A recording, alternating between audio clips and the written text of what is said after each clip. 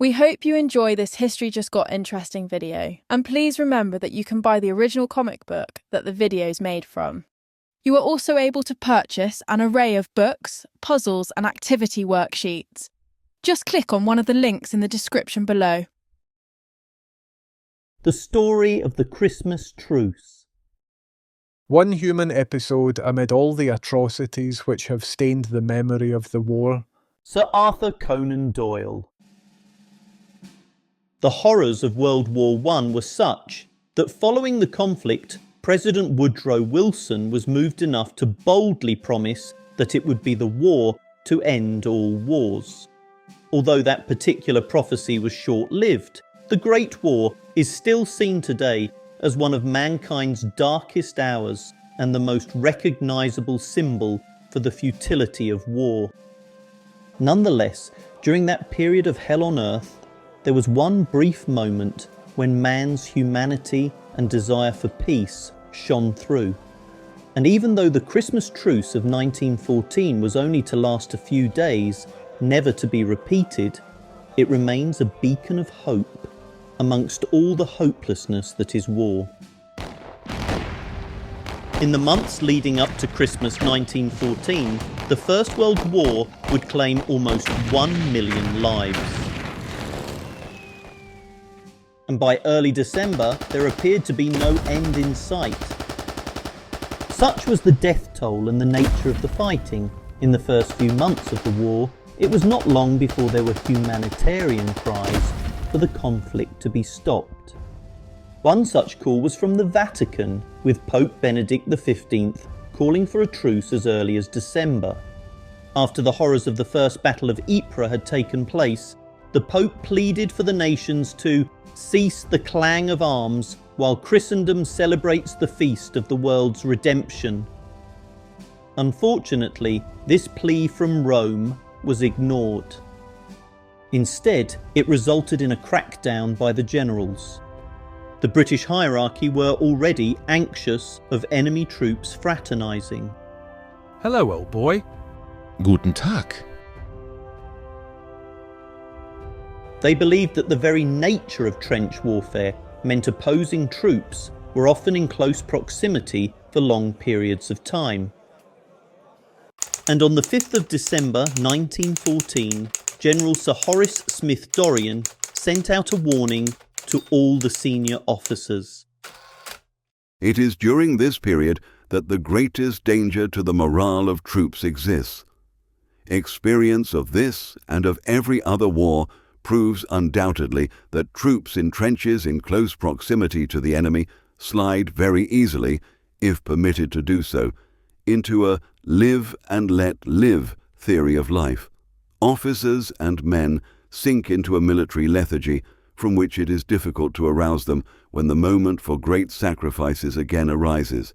The attitude of our troops can be readily understood and to a certain extent commands sympathy. Such an attitude is, however, most dangerous, for it discourages initiative in commanders and destroys the offensive spirit in all ranks. In the lead up to Christmas, a high volume of mail and gifts were sent to the troops at the front from Great Britain and Germany. King George V sent out a Christmas card to every British soldier, sailor and nurse, while Kaiser Wilhelm II sent little Christmas trees to the German soldiers to put up in their trenches. King George V's only daughter, Princess Mary, was also very active during the war. Mary helped set up a number of projects, including the Christmas Gift Fund, through which £100,000 worth of gifts were sent out to the troops. It was hoped that the Princess Mary Christmas gift box would help the soldiers feel the spirit of Christmas. However, despite all the Christmas gifts that were sent out, it appeared that the war would continue as usual, not only on the Western Front, but also back home in England. On Christmas Eve 1914, a German aeroplane dropped a bomb over Dover, which just so happened to be the first ever recorded air raid in British history. The bomb landed in a garden near Caswell Street in Dover, blowing a gardener out of a tree and leaving a 10-foot wide crater. Back on the Western Front, there was still sniper fire and deaths on both sides in the morning. But the first signs of a seasonal goodwill appear in the early evening, when the British soldiers look out over no man's land only to see Christmas trees with candles lighting up the parapets along the German trenches, accompanied by carol singing. The first attempts at communication between the enemy also begin, starting with Christmas messages being shouted out by both sides. Merry Christmas! Frohe Weihnachten. This is then followed by more practical communications, such as ceasefires, in order to bury the dead. The seasonal goodwill experienced along the Western Front on Christmas Eve then continued through the night into Christmas Day. Soldiers on both sides began to shout out to the enemy that they wanted to meet up in no man's land so that they can wish each other a Merry Christmas. It must have been incredibly nerve-wracking for the first brave souls who ventured out.